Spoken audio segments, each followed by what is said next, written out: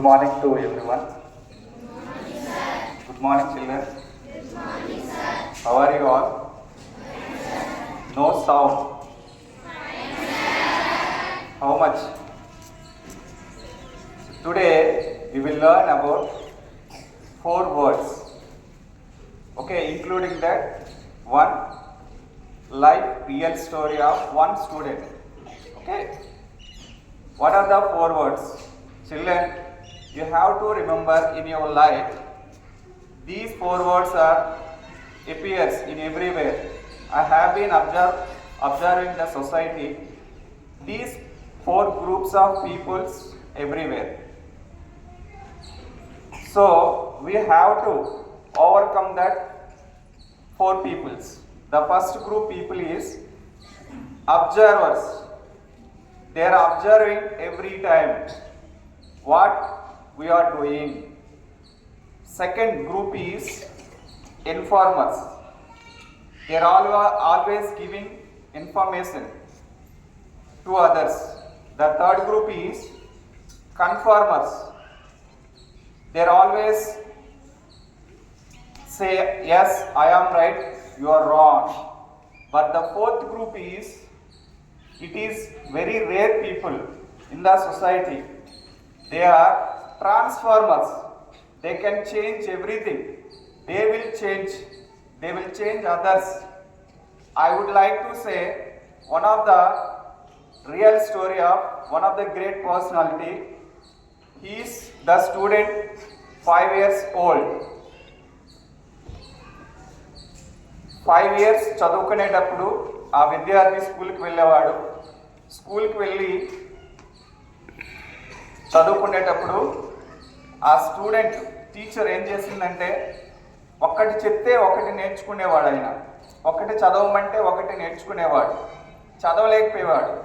ఆ స్టూడెంట్తో ఆ టీచర్ చాలా బాధపడేది. ఏంటి అబ్బాయి ఇలా చదువుతున్నాడు, సరిగ్గా చదవట్లేదే అని వాళ్ళ మమ్మీకి ఒక లెటర్ రాసింది. ఒక పేపర్ పైన లెటర్ రాసి ఆ పేపరు, నాన్న ఈవినింగ్ వెళ్ళేటప్పుడు మీ మమ్మీకి లెటర్ ఇవ్వనన్నాను అంటే, సరే టీచర్ అని ఆ స్టూడెంట్ చెప్పి ఇంటికి పంపించింది. ఈవినింగ్ ఇంటికి వెళ్ళాడు. ఈవినింగ్ ఇంటికి వెళ్ళగానే వాళ్ళ మమ్మీకి ఆ పేపర్ ఇచ్చాడు.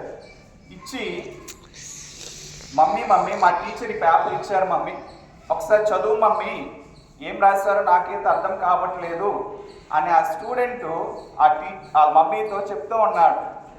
ఆ మమ్మీ వాళ్ళ మదర్ ఏం చేసిందంటే ఆ పేపర్ చదువుతూ ఉంది. చదువుతూ ఉంటే ఏడుస్తూ ఉంది ఆ మమ్మీ. చాలాసేపు ఏడ్చింది. ఆ అబ్బాయి అడుగుతున్నాడు, మమ్మీ ఏంటి మమ్మీ ఏడుస్తున్నావు, ఏముంది ఆ పేపర్లో, ఏం రాశారు మా టీచర్ నా గురించి, కొంచెం చెప్పు మమ్మీ అని అంటే, నాన్న నువ్వు బాగా చదువుతావంట, నువ్వు బాగా నేర్చుకోగలవు, నీకంటే మీ క్లాస్లో ఎవరు చదవలేరు, నువ్వు చాలా గొప్పోడు అవుతావు అని అబద్ధం చెప్పింది వాళ్ళ మమ్మీ. కానీ ఆ పేపర్లో రాసింది వేరేగా ఉంటారు. అయిపోయిన తర్వాత కొన్ని సంవత్సరాలు గడిచిపోయాయి. ఇంచుమించు 40-50 సంవత్సరాలు అయిపోయాయి. వాళ్ళ మమ్మీ చనిపోయింది. వాళ్ళ మమ్మీ చనిపోయిన తర్వాత ఆ స్టూడెంట్ ఏం చేశాడు, వాళ్ళ మమ్మీ బాక్స్లో బ్యాగ్లో తను రాసుకున్న పుస్తకాలు, తను దాచుకున్న పేపర్స్ అవన్నీ కూడా చదవడానికి టైం దొరికింది. అయితే అన్ని బుక్స్ చదివాడు. చివరికి ఏ రోజైతే టీచర్ పేపర్ మీద రాశారో ఆ పేపర్ ఆయన చేతిలోకి వెళ్ళింది. ఆ చేతిలో చదువుతున్నాడు ఆ విద్యార్థి. చదువుతుంటే మా అమ్మ నాకేంటి అబద్ధం చెప్పింది, ఆ పేపర్లో ఏముందో తెలుసా, ఆ పేపర్లో ఏం రాశారో తెలుసా టీచరు, మీ స్టూడెంటు, మీ అబ్బాయి చదువు పనికిరాడు, ఈయనకి మేము చెప్పలేము, వేరే స్కూల్లో జాయిన్ చేయండి, మానసికంగా శారీరకంగా అబ్బాయి చదువుకి పనికిరాడు, దయచేసి స్కూల్ మానిపించేసండి అని వాళ్ళ టీచర్ రాసి పంపిస్తే వాళ్ళ అమ్మ ఎట్లా చెప్పింది చూడండి. అప్పుడు ఆ స్టూడెంట్ ఏడుస్తున్నాడు. ఒక 2-3 గంటలు ఏడ్చాడు. ఏడ్చి నాకు ఇదే మంచి సమయం, నాకు ఇదే మంచి ఆపర్చునిటీ, నేను ఖచ్చితంగా ఏదో ఒకటి సాధించాలని గోల్తో కష్టపడ్డాడు. ఈరోజు ప్రపంచాన్ని మార్చేశాడు ఆయన. ఎవరో తెలుసా? చెప్పగలరు ఎవరైనా? ప్రపంచానికి ఒక వెలుగు తెప్పించాడు ఆయన. తెలుసా ఎవరు? చెప్పాలి గట్టిగా.